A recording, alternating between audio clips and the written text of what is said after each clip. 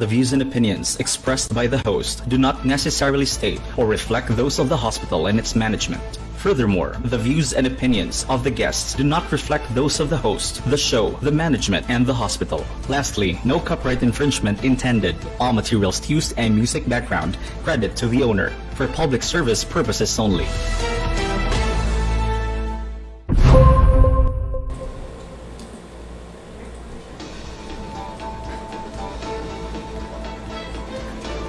Maayong hapon, Cebu.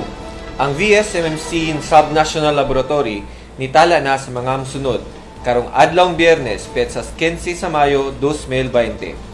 28 ka samples ang na-test karong adlaw ug kini tanan gikan sa Central Visayas. Sa kinatibuk-an 14,351 na ka samples ang na-test sukad sa pagsugod sa atong Subnational Laboratory.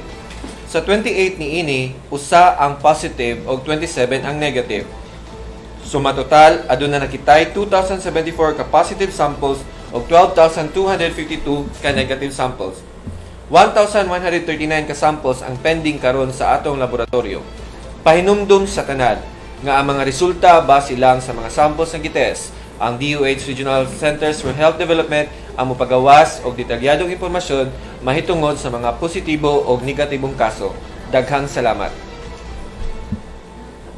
Aniyan na mga pinakaulahing balita kabahin sa COVID-19 dinhi sa atong tambalanan karong adlawang Biyernes petsa 15 sa Mayo 2020. Ang SOTO mirehistro na sa mga musunod. Sa kinatibuk-an, 75 na ang kumpirmadong kaso diri sa atong tambalanan. 8 niini ang na-discharge na. 19 na ang naputloan o kinabuhi. Ug sa kasamtangan, aduna pay 21 ang padayong giatiman diri sa atong tambalanan ug 27 usab ang giatiman sa atong isolation centers. 25 kaadmitadong pasyente sa Severe Acute Respiratory Illness or SARI unit. 15 ka konsultasyon sa Acute Respiratory Illness or ARI clinic. 71 ka kaso sa influenza-like illness sa Departamento sa Obstetrics and Gynecology. 14 ang census sa atong emergency room isolation room ug 67 ka healthcare workers ang naka-quarantine. Daghang salamat.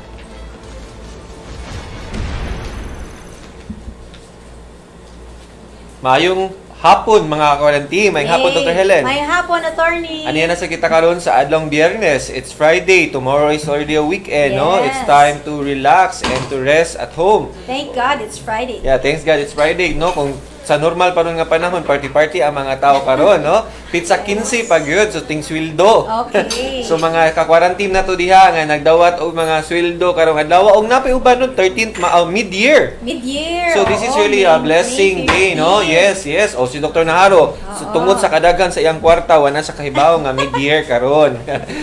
Okay. Alright, so mga ka-quarantine, no, ato lang siguro i-emphasize Dr. Helen because natin mga netizens nga nagpangutana ang atong laboratory nga nung nag-28 pa na siya, no? So amo lang ipahibaw og balik nga our laboratory, we just have the decontamination, no? Yes, okay. Nag-run man ta 24/7 aron makaapas sa mga specimen nga atong nadawat. Yeah. So panahon ra sab sa as advised by the Infection Control Committee, kinahanglan na pud ta mag-decontaminate aron atong healthcare workers na protektado from transmission of the COVID virus. And also for that, no, Dr. Helen, in addition, no, naasad tayo mga deliveries sa ato mga gamit, no, sa supplies. Napakay hulat nga mga supplies na kinahanglan sa atong VSMMC Subnational Laboratory. O amo sang usbon nga ang atong Subnational Laboratory nay usa ka Subnational Laboratory diri sa Visayas o sa Central Dili Visayas. subnational. Yeah, no, we have Subnational Okay. which is Vicente Soto. Yes, yes.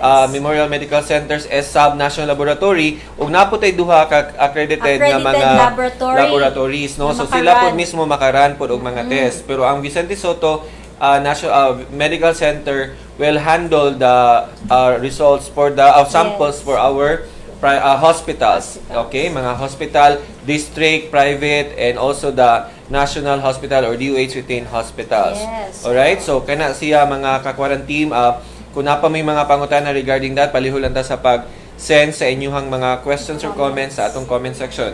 Kay kung tungod adlong Bernes, naasad may ipadayag ninyo nga mga report gikan sa Department of Health. Okay. Okay. So the Department of Health Technology Assessment Unit or HTAU has conducted rapid reviews on various health technologies related to COVID-19 to provide evidence-informed decisions to policymakers. The full report can be accessed by clicking on the link provided for each rapid review.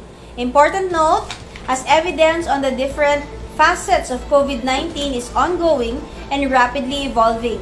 So regular scoping for evidence and updating of recommendations are strongly advised. Hence, the information stated on these reviews may be revised as new evidence emerge. Okay, so light it up, no? Kay Mayo naman karon, no? In observance of the International AIDS Candlelight Memorial 2020, the DOH is inviting everyone to participate in a virtual candlelight ceremony to be held on May 17, 4 p.m. at facebook.com/PhilippineIACM. Again, that's facebook.com/PhilippineIACM. Do not ignore the threat. Get tested, and get treated, and live free. Hashtag Candlelight Memorial, hashtag IACM 2020. Huwag na tay brain break tips, no? Maging maunawain sa ating health workers kapag nagpahayag sila ng kanilang mga takot at pangamba. Sobrang stressful ng sitwasyon ito para sa ating health workers at mahalagang makapaglabas sila ng sama ng loob. Damayan natin sila at suportahan. Kung ikaw ay nangangailangan ng isang profesional na makakausap tungkol sa iyong mental health, tumawag sa National Center for Mental Health Hotlines 0917-899-USAP. Okay? Or 0917-899-8727 or 7989-8727.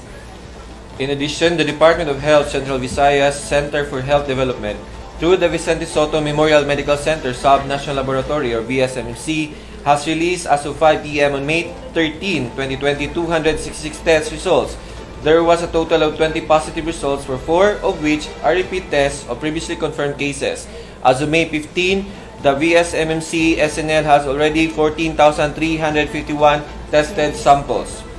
And also, the Department of Health CBCHD operated Cebu TB Reference Laboratory Molecular Facility for COVID-19 testing tested and released 63 results, 4 of which are positive for COVID-19. However, one of the positive results was a repeat test of a previously confirmed case. As of 5 p.m. on 13 May 2020, the Department of Health Central Visayas for Health Development reports a total of 1,957 COVID-19 cases in Central Visayas, including 19 new cases, 5 repeat tests of previously confirmed cases, new 5 laboratory negative, and 1 death. The BSMMC at the time has released 266 tests, while DOH CVHD TB Reference Laboratory Molecular Facility for COVID-19 testing has conducted 60 tests. Laboratory negative refers to patients who are cleared for COVID-19 after undergoing repeat tests. Some patients considered as laboratory negative are still admitted in hospitals for further observation. So DOH acknowledges that the implementation of the Enhanced Community Quarantine or the ECQ has been both mentally and financially difficult for most of us. However, the ECQ has been the most effective way to save more lives from COVID-19.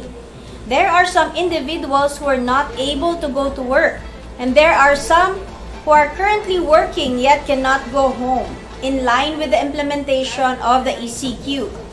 DOH stated that these are some of the sacrifices we have to make in order for us to surpass this crisis. The DOH noted that there are already several data, researches, or studies that has already led to confusion to some. DOH is continuously working with experts to know the best courses of action. These courses were carefully planned by the DOH and the team of experts in order to aid them in their national response against COVID-19. DOH urges the public to cooperate by strictly following the guidelines and protocols. Beginning May 16, 2020, the Philippines shall be placed in different levels of community quarantine. Department of Health emphasized that with this lifting of the quarantine in some areas, the world we are living in will never be the same again. And this pandemic has changed our lives, and it will continue to change not just our way of living but also our perspectives in life. Living in the new normal means a big change in our way of life.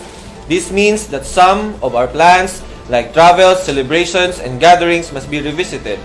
This is now the reality that we must be dealing with. This will remain until we are able to find the cure for COVID-19.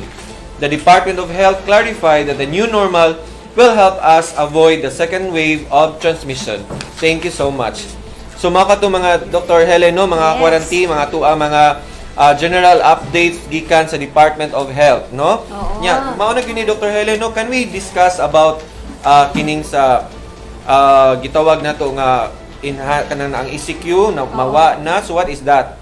Oo. So, ang important kasi dito is we understand which areas really need to continue ECQ so that dili mag-spread nor dili ta magka second wave kay according to the experiences of other countries or other areas na nag-suspend na sa ECQ, kanang second wave ang mas daghan nga nag-positive.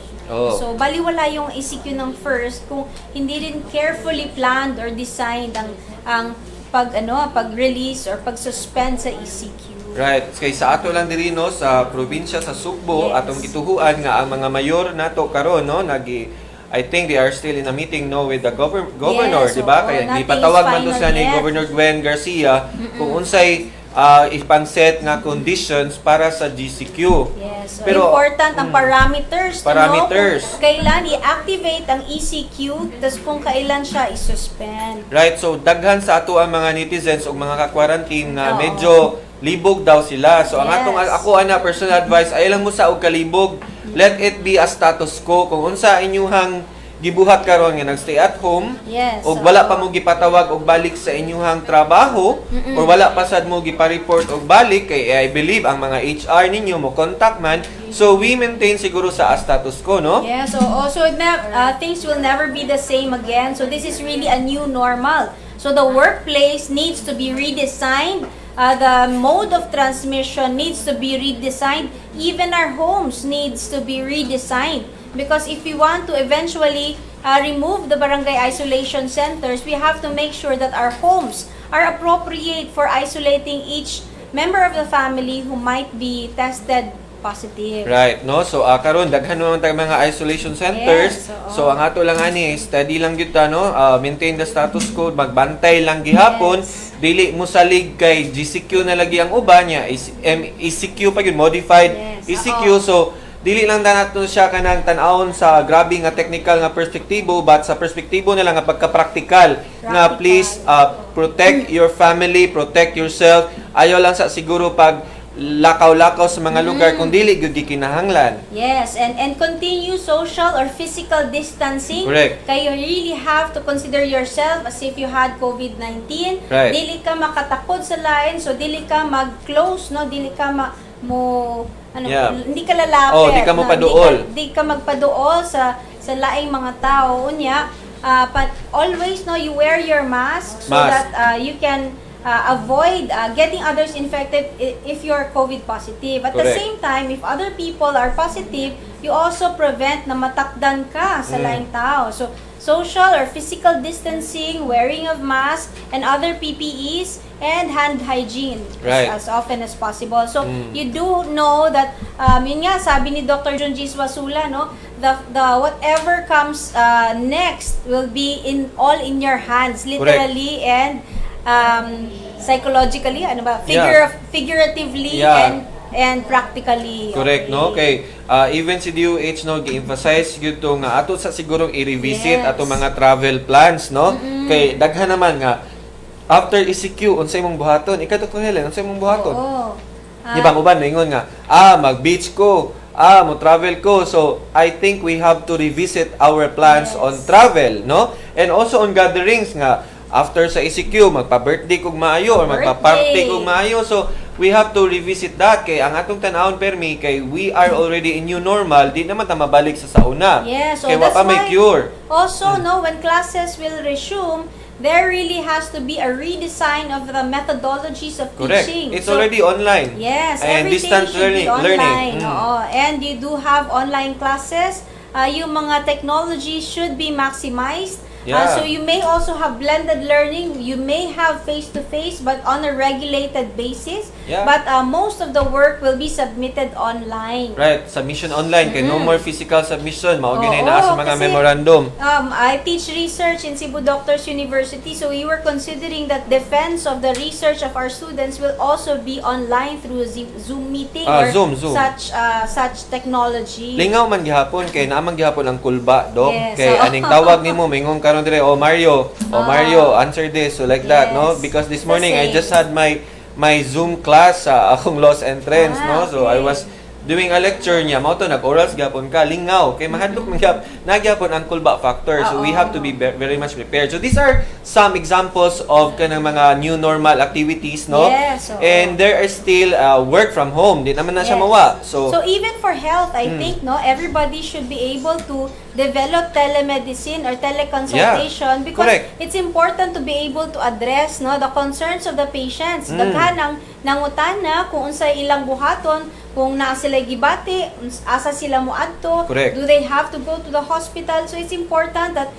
they do have access to their healthcare providers even if they are not physically present in the clinics. Correct. So even if the clinics start to open, the design of the clinic should also be considered to prevent transmission between the doctor and the patient. Correct, no? So, kini mao ni mga init nga topic karon ka simanaha. Yes, Og sunod simana diha na pod ang mga init nga topic ang again mga ka-quarantine ha, di lang ta mo palabi og mga reklamo sa palibot kung unsa na da. We have to be very much flexible kay first week naman sana siya sa pag-implement nga naay uban nag-GCQ, Yeah. di ba? Naay uban nga nag-MECQ. So, lahi na pod. So, we have to be very much flexible and dynamic nga unya ra ta reklamo kaayo kay nagsige pa man taw himo og mga adjustments, di ba? Yes, Sa atong oo. panginabuhi. So bisa diri sa Soto, mao man gihapon nagpadayon ang dagan sa hospital. We still have COVID cases and we still have also non-COVID cases. And speaking of COVID case, Dr. Helen, Yes. this morning, di ba? We have a special Yes, we Soto had a Live. celebration this Kay ngano to, morning. Dr. Helen? Can you Because, tell us again? Yeah, we discharged our 9th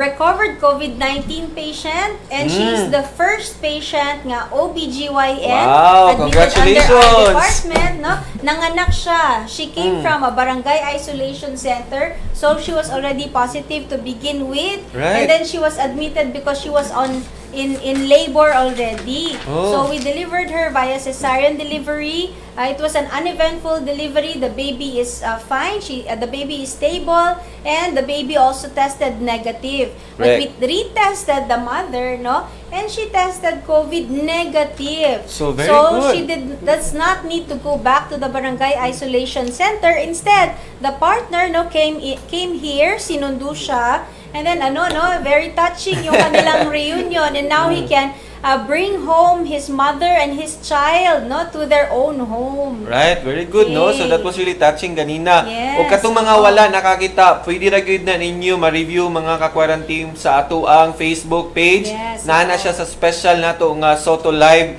ganinang alas 10:30 sa yes. buntag, di ba, Doc? So congratulations to the Department of Obstetrics and And Gynecology Gynecology. and also to the Department of Pediatrics because of the newborn baby. Wow! And Again, of atong course, the bakbakan, no? nursing. Yeah, the nursing and the rest of our healthcare workers, no, Yes. nga involved sa ni Mami Inot o ni Baby Oo, Inot. yes. Okay, she is our 9th COVID, no. And I realized that in managing all of these patients, we have what we call social determinants of health. And most of the social determinants of health are not even medical related. Important yung connection natin to the community and the social and psychological aspects of health. and realizing that we're dealing with local government units, barangay captains, and people in the community. So I'm very thankful that we have very proactive case managers among our social workers. Wow, that's good, Doctor, because no? now there's no public transportation whatsoever. Our patients are always having difficulty going home. So, ang atong mga social worker mo nag-arrange? Yeah, so they call the LGU na sila LGU coordinator na ay yung CMS o yung mga ambulance services. So they come here to pick up the patient to bring them back to their barangay. That's very good, Thank you Dr. very no? much. No, thank you. Thank you so Thank much, you to no? Ma'am Mergen and her very proactive team. Right. And thank you to the City Health and the LGUs and the barangay committees, no, that are involved in picking up the patients and transporting them back to their communities. Right, no, gikan ni Alexandria, oy, doctor, in relation to that, yehe, kapital, ha, yehe, another COVID-19 survivor released from, thank you to all our medical frontliners, stay safe and God bless, no? And there's also from Lilita Daldeta Nudra, VSMMC Health Workers, keep safe and healthy, we love you all. Og naapoy pa applause si Ma'am Maureen Bien, atong finance management officer here sa Vicente Soto Memorial Medical Center. Hello, Ma'am Bien. So, palihog lang mo mi pagpadayon og send sa inyong mga comments. And Daniel Ishikawa, uy, Doctor, no, hope is genuine. Okay. Kailan ba natin maiimbita yan si Daniel Ishikawa? Uy, magpakita ka naman. And we'd like you to be our guest during one of our episodes. Right, correct. So, Doctor, natay mga pasalamatan nga importante kay nga mga personalidad karong gabi una, ha? Yes, of course. Topmost in our list, magpasalamat mi sa among producer, Incident Commander, Medical Center Chief Dr. Gerardo M. Aquino Jr. Right. Okay, bisan pa na kay mga personal problems karon, wala minimo gipasagdan, wala ka na give up. Right, and we are really sincere on that, no, and true to that. Nga even Dr. Aquino is now facing, a very challenging part of his life. Naagyapon siya sa Soto nga ni Atiman sa mga concerns as being the incident commander sa ato ang incident command system and also our medical center chief sa Soto. And from the rest of us, Dr. Gerardo Aquino and your family here in Vicente Soto Memorial Medical Center, we would like to extend our deepest and sincerest condolences for your sister, right? Yes, we're very sorry for your loss, Doctor. Yeah, we're very sorry to hear that, Doctor, in this time, and we are here to we understand the situation, and we believe we have to go on sa ginaingon lang ni Dr. Permi, laban lang. Yes. Yeah, Dr. Aquino and the family, we extend our deepest condolences to the family of Dr. Aquino, and in behalf of the whole VSMMC family, we would like to let you know that we are all here for you, sir. Right. And kini si Dr. Aquino manggod, always naa ba? No, always naa. So, Doc, ang mga papilis, Doc, padung na sa imong balay ron after sa Soto Live, no? Kay daghan-daghan gito. And Hi to all of the chiefs of hospitals of the different hospitals in Cebu, the DOH mandated hospitals, the city health office, city hospitals, and the different provincial hospitals.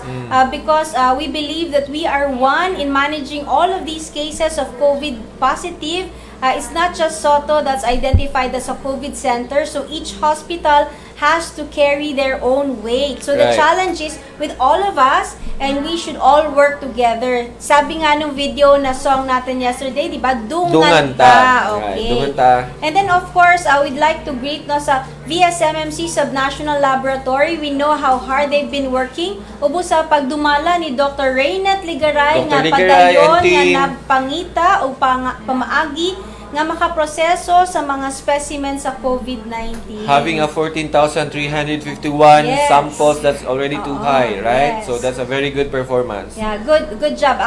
Achievement. And we'd like to say thank you to all of our frontline healthcare workers, their families, their friends, and the supporters for allowing them to be physically here away from you, but spiritually and socially connected with you through technology. Correct. And we'd like to say thank you to all of the volunteers, the VSMMC Volunteer Corps, the Cebu Crisis Assistance Teams, and and all of our generous donors. But we would like to call out volunteers for blood donors. Manawagan mi sa please. mga ganahan mag-donate og dugo.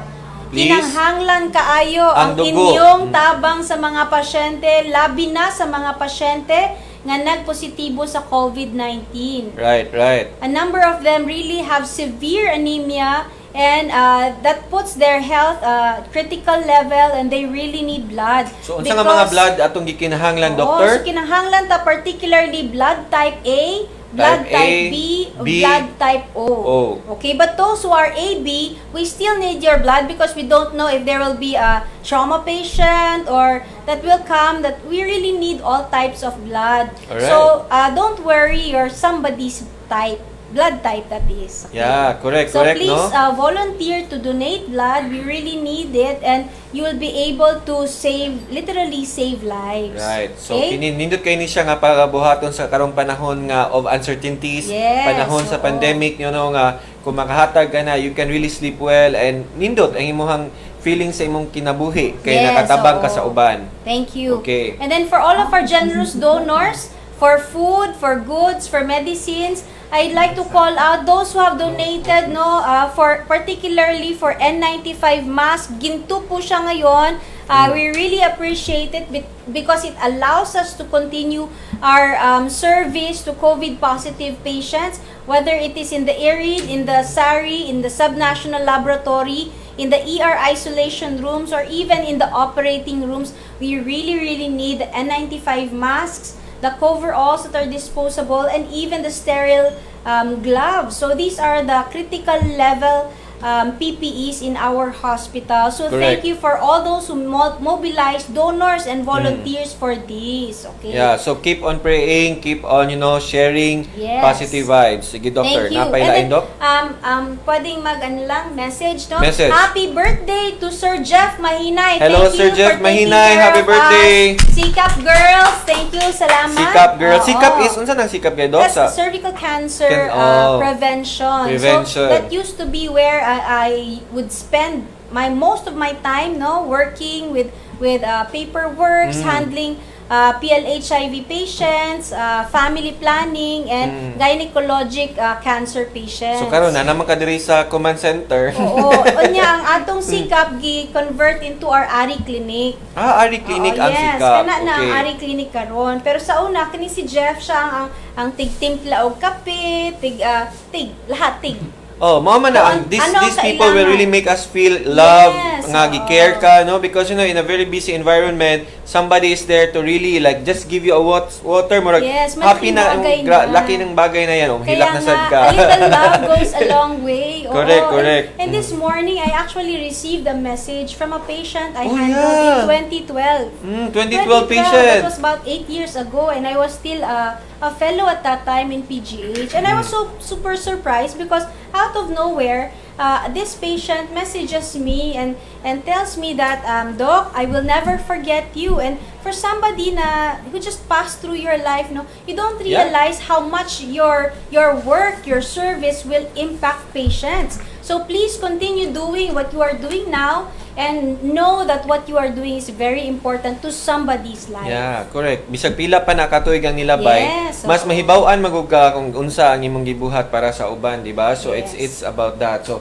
salamat kayo, no, og amo kamong giawhag mga quarantine sa palihog lang always. Pag-subscribe sa ato ang YouTube channel, o to follow us in Facebook and also in Twitter. So makita ninyo so diha. at official VSMMC, you Also. can send your messages, your videos, your Correct. comments, your complaints, your suggestions, tanang Oo. kalagot, ipaldangat. Yeah. Amo ra nang dawaton ng atong basahon, no? And we have also our videos in our YouTube channel at Vicente Soto Memorial Medical Center. So palihog ta sa pag follow-an na o subscribe para makahibaw ta unsa gidagan nato diri sa Tibuok Hospital. O karon napakay gustong i-add, Doctor? Okay, so thank you very much for all those who've supported us this particular week, and I congratulate Dr. Jessa Alemania and her team, her COVID team, for 1 week duty that has been full of COVID positive patients. Yeah.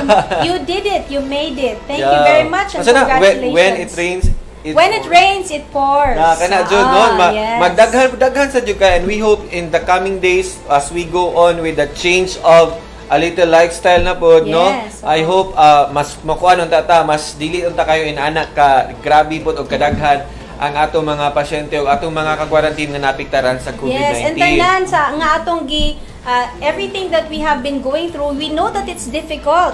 It's really difficult, it's very stressful, but know that in the end, these too will pass. Right. And when you look back into what you have achieved because of these difficulties and these challenges, you will be amazed at the things that you are able to do when you are forced to do it. Right. And it is when you are being given something that's difficult, that's the time that you will be able to grow.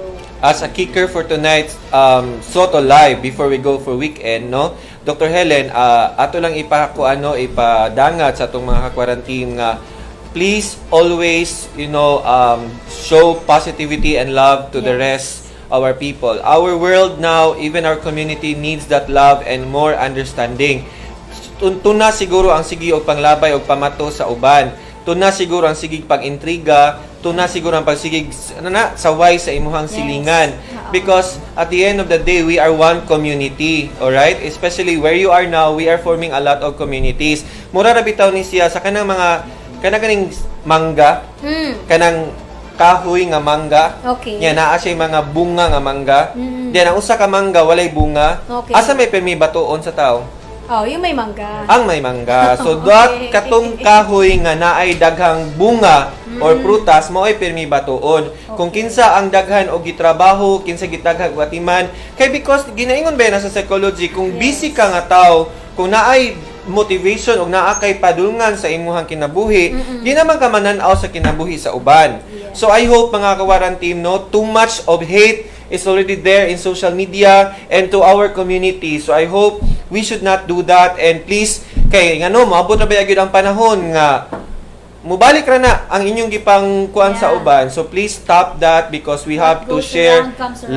love. What sana? What goes around Comes around. Okay? So dinhi sa Soto, we always want to share that love kay diri we share the understanding, and I hope kana unta ang atong ibutang sa atong kaugalingon kay all of us are doing our share in this pandemic. Okay? So kana mga ka-quarantine, may ninyo kalimti no ang bunga mao permi ang kahoy nga daghang bunga mao nay permi batuon. Okay? So with that, Dr. Helen, we would like to leave you with this. Dinhi sa Soto, kalidad nga serbisyo, among garbo. Kini si Attorney Panugaling. Kini si Dr. Helen Madamba. Mao kini ang Soto Live. Daghang Mayong salamat. gabi.